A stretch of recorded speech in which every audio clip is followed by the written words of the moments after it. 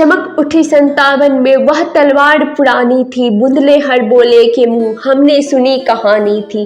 खूब लड़ी मर्दानी वह तो झांसी वाली रानी थी। कवित्री सुभद्रा कुमारी चौहान की ये कविता सुनते ही वीरांगना लक्ष्मीबाई की छवि हमारे सामने आ जाती है। रानी लक्ष्मीबाई का जन्म 19 नवंबर 1828 को बनारस के एक मराठी ब्राह्मण परिवार में हुआ था। पिता का नाम बलवंत राव और माता का नाम भागीरथी बाई था। लक्ष्मीबाई का नाम मणिकर्णिका रखा गया था, जबकि प्यार से सब उन्हें मनु कहकर बुलाते थे। मनु जब मात्र 4 साल की थी, उनकी मां गुजर गई। पिता मोरोपंत मराठा बाजीराव द्वितीय की सेवा करते थे। रानी लक्ष्मीबाई बचपन से ही साहसी और निडर स्वभाव की थी। उन्हें शास्त्र और शस्त्र दोनों का ज्ञान था। सन 1850 में उनका विवाह राजा गंगाधर राव नेवलकर से हुआ। विवाह के बाद उन्हें लक्ष्मीबाई के नाम से जाने लगा। 1851 में उन्हें पुत्र रत्न की प्राप्ति हुई, लेकिन मात्र 4 माह बाद ही उनके बेटे का निधन हो गया। उन्होंने एक दत्तक पुत्र को गोद ले लिया, जिसका नाम दामोदर राव रखा गया था।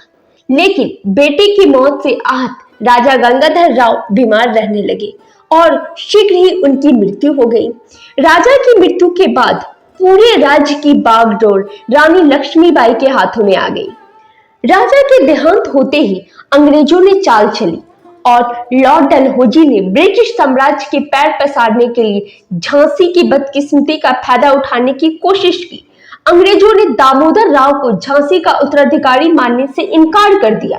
झांसी की रानी को सालाना 60,000 रुपए पेंशन लेने और झांसी का किला खाली कर चले जाने के लिए कहा गया।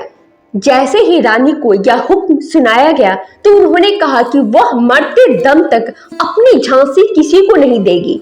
रानी का फरमान सुनने के बाद अंग्रेजों ने झांसी पर आक्रमण कर दिया।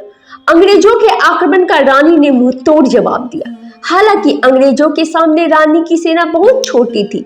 सन 1857 तक झांसी दुश्मनों से घिर चुकी थी, लेकिन रानी ने झांसी को बचाने का जिम्मा लिया था।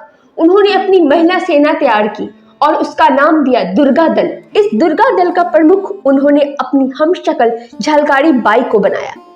हालांकि 1858 में युद्ध के दौरान अंग्रेजी सेना ने पूरी झांसी को घेर लिया और पूरे राज्य पर कब्जा कर लिया, लेकिन रानी लक्ष्मीबाई वहां से भागने में सफल नहीं और वहां से निकलकर वह तात्या टोपे से मिली, जहां रानी लक्ष्मीबाई ने तात्या टोपे के साथ मिलकर ग्वालियर के एक किले पर कब्जा कर लिया। 18 जून 1858 को जब झांसी के रानी दतिया और ग्वालियर फतह करते करते सिंधिया किले पर मदद के लिए पहुंची और वहां से वे खाली हाथ लौटने लगी, तभी अंग्रेजों ने उन्हें घेर लिया।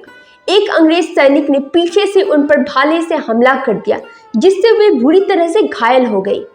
यह पूरा मामला जब गंगा दास की कुटिया में रहने वाले साधुओं को पता लगा तो वे रानी को उठाकर कुटिया में ले आए। हालांकि वह बुरी तरह से घायल हो गई थी। ऐसे में उन्होंने संत गंगा दास की कुटिया में अपने प्राण त्याग दिए।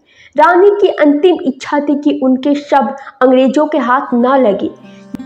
जब अंग्रेजों ने कुटिया पर हमला बोल दिया तो गंगा दास ने रानी की अंतिम इच्छा को पूरा करने के लिए घास फूस की बनी कुटिया में ही उनका संस्कार कर दिया।